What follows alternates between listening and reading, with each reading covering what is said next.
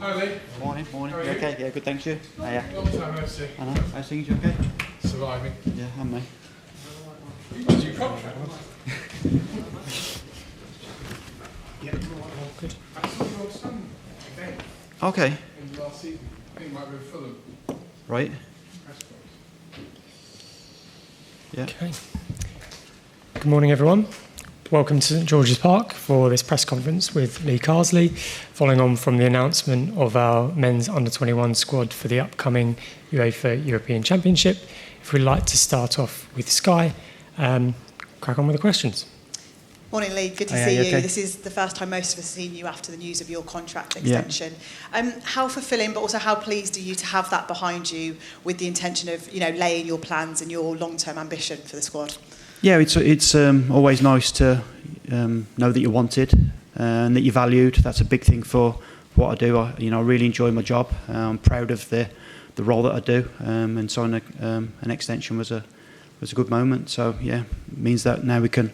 I was always looking forward to the tournament, but to know that you're valued and that people feel that you're doing a good job is a big thing. We've also seen the squad announcement this morning as well. I just wanted to get some confirmation about who will take up that captaincy role and why you've chosen that player, if that's okay. Yeah, so James McAtee will captain the team. So James is a very important player to the team and to the squad. He's a player that's done really well in the past, player that I've coached for a while. So enjoy working with him. There's a lot of players in the team and squad that are also capable of captaining the team, and that leadership role and that responsibility is something that I think will help his game. Mentioning James McAtee there, and the kind of that midfield trio. Of course, you haven't got Liam Delap, but does that give opportunity for a player to kind of step up into that trio of Harvey Elliott, Liam Delap, and potentially an Archie Gray or a Hayden Hackney, perhaps? Yeah, I think it's important that we've got quite a few players missing. One of the negatives of watching that last game of the season in the Premier League is that you're losing 2 or 3 players, and obviously with the Club World Cup as well, we weren't able to select some players. So I think we have to be creative with our team selection and the way that we try and get the players into the team. Obviously not trying to replace like for like, but trying to play to the players' strengths, and I think we can do that. And finally, just one more from me. Bit of speculation around Joe Bellingham. He's named in the squad, but there was links to Borussia Dortmund and him moving there. I just wanted to get some clarification that move, by the looks of it, won't be happening. And that. Well, Jobe's an important part of the squad. I think the FIFA window closes on the 10th of June, so we just have to make sure that we're flexible, similar to what we've done with all of the players. We're here to support them, make sure we help them as much as we can.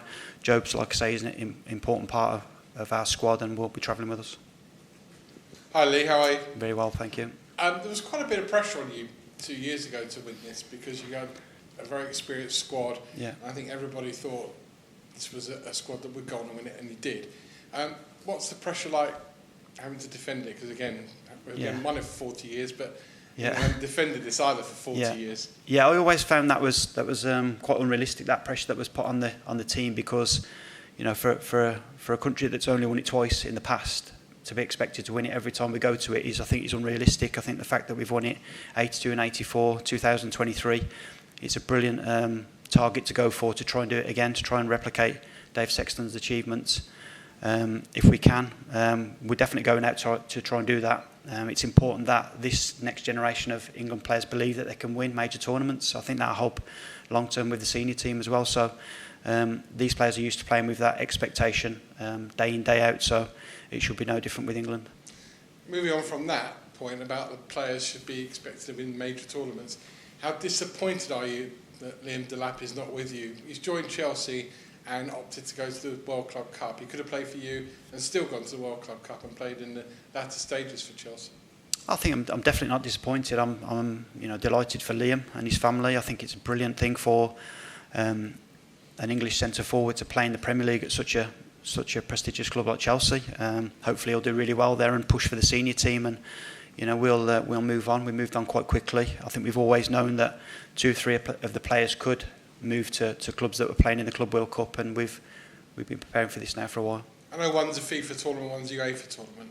Yeah. Does there need to be more joined up thinking then in the football calendar? Because firstly the players are obviously playing a lot of games, but if tournaments are going to overlap. Yeah. Well, I think it probably gives the status of the under-21 tournament probably a little bit down the pecking order. So I sort of understand that, but we still see it as a really important tool to use to help develop the players for the senior team. Finally, the opening game against Czech Republic. Yeah. Czechia, I think as they're called Yeah. now. I've been to many under-21 tournaments before. Yeah. The first game is absolutely crucial not to lose.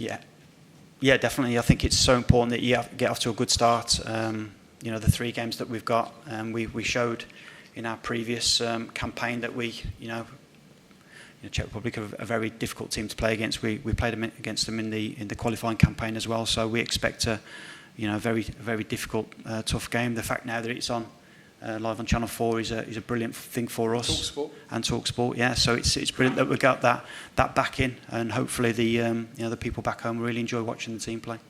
Cheers, Lee. Thank you. Oh, no, other way.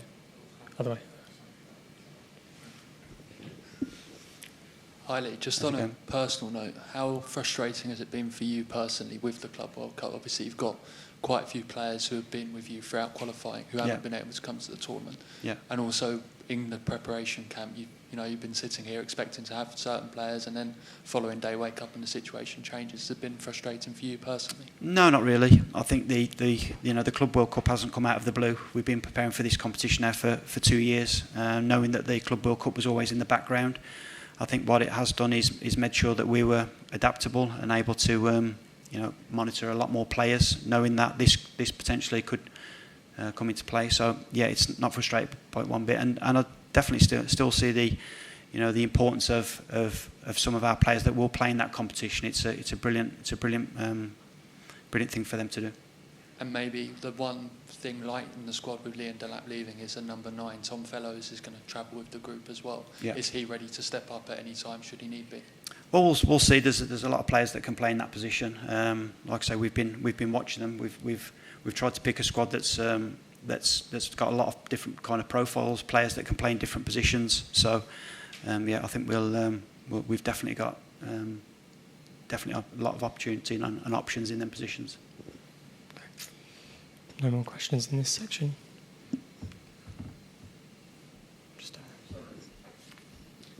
Hi Lee. How's it going? I just wanted to pick up on something you mentioned earlier in terms of needing to be creative with the team. Yeah. And it seemed like that was a theme in the Portugal game at Yes. the Hawthorns as well. And I was just wondering how much that's been in your thinking since that Portugal game, and how has that developed? Yeah, so I think it was definitely important that we tried something against Portugal in terms of we tried to hit the back.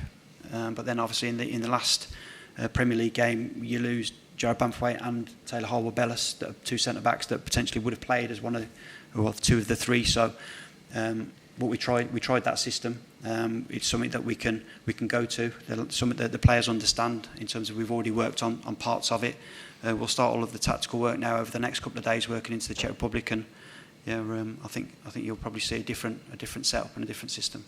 And just walking in today, sorry, it's my first time here, so I didn't realise there's so many kind of reminders of the 2023 success. Yeah. I was just wondering, obviously it's a different team, 2 players are still here, but how much is spoken about 2023, or is it not much at all? No, not much. I think it's really important that we understand this is a development tournament. Then players have moved on to the senior team. I think what I have spoke about is the importance of if we can get a team that can win it, how that works then in the future with the making senior debuts. So for instance, from the 2023 team that won, we had 9 debuts into the senior team, and it was the same. Maybe not as many in 84 and not as many in 82, but there's definitely a correlation between winning at under 21 level and going through to the senior team, which is obviously what we're here for. Thanks. Thank you. Hi Lee. How's it going? Good, thank you. So off the back end of a really good first team season for a lot of the squad, you've got Europa League winners, Premier League winners, playoff winners. Yeah. How important is the momentum to get into a 21s tournament? Yeah, definitely. I think the last 4 days of prep, you could definitely see the competition for places. I think I think they worked out quite quickly that there was too many players here for the number of squad that we needed to name. So competition was very high. We tried to make it not so it didn't feel like a trialist camp or that they were on trial, that we were actually working towards a goal. But they were very good, and I think we can all see the importance, especially from the players of representing England, which is what you want. You want them proud, and you want them to feel that there's an achievement just to get in the squad. And then the next thing is now making sure that we get off to a good start. As you said, there's a lot of competition for places. Yeah. So how flexible would you say you would be for the talent you have, as you've got a lot of attacking talent? The midfield and defence and the keepers are very good this year. Yeah. Does that mean you prepare differently, or are you going with the same game plan? No, we definitely prepared differently. I think it won't be very professional just to think that I could just do exactly the same as we did against in the last tournament and expect it to win. These players are totally different, a different profile, a different mindset. So we have to make sure that we try and put them in positions that they can affect the opposition. I think we can come up with 2 or 3 different ways of playing that can do that. So, hi Lee. How's it going?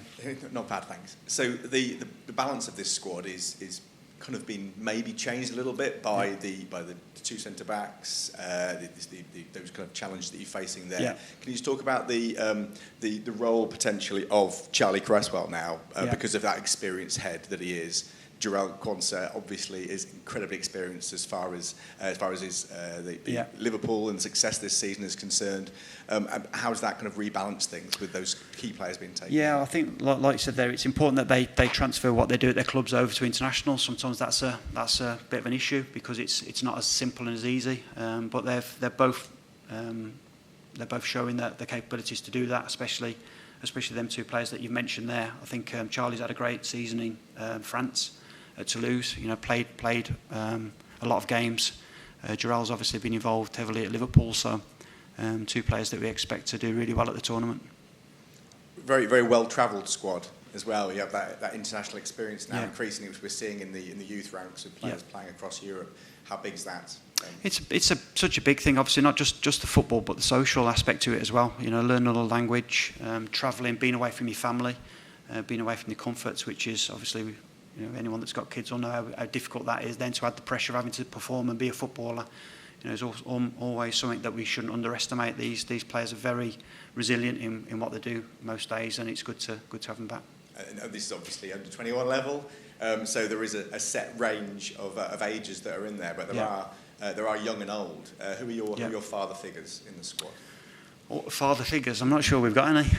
They're all very young still. I think that it's obviously Harvey was at the last competition, as was Charlie. So we've got 2 that have been there and done it, so to speak. I think it'd be fair to say that probably them 2 wouldn't be best pleased on how much they played over in Georgia. So it's a great chance for them 2 now to lead by example, but also pass on their knowledge of players that maybe don't play as many minutes and understand that it is a squad game and using that experience for that. We have historically had an established leadership group at this level. Is there a formed leadership group? Yeah, we've got a leadership group. Yeah, we've got I think it's 6 or 7 players that are in that. It's something that one of the other members of staff takes care of. I try and keep away from the leadership group, so they tend to be a bit more open and honest if I'm not there. So. But no, I think it's something valuable. But what we try and do is we try and spread that around, different players, the young ones and the old ones, all in there. So making sure that we can spread the experience about. And how much of the focus has been over recent days, but also moving forward through the tournament, is on that balance between rest, relaxation, escapism from the kind of the stresses of things, the off the field prep, obviously, and then the training. Long season for a lot. I think this what we talk about, especially this week, is understanding that. After a finish, I know from a personal experience, after the season finishes, generally you have a massive dip in terms of you come down off that adrenaline, that 3 or 4 days when they go away on holiday. So, I've spoken to them about that expectancy to build that back up. You just don't turn it back on. It doesn't work like that. So it's making sure that we're understanding that it's all right to be a little bit low on energy, a little bit low on motivation, but knowing that we're building up to that first game against the Czech Republic, which we'll start to do as from tomorrow. And Channel 4 have this. This is a big thing for the profile of the tournament. Definitely. not to talk about the past, but if you think about the last tournament, you know, to win 6 games, to not concede a goal, and to win the final, and it, you know, I think that's probably a big regret, is that last group probably missed out on the exposure that probably they should have got. So this time around, you feel like they're going to be getting the kind of recognition. I hope so. I mean, you know, win or lose. Yeah, I think it's just important that they perform well, that they're exciting to watch, that people back home can see the next generation of England players and be excited by that. You know, we've won it once in terms of the 2023 as a squad. You know, if we can replicate what the past teams have done, I think that will help us in the future. Okay. Any more questions for this section? No? Okay, well, we'll go on to the next section, an embargo.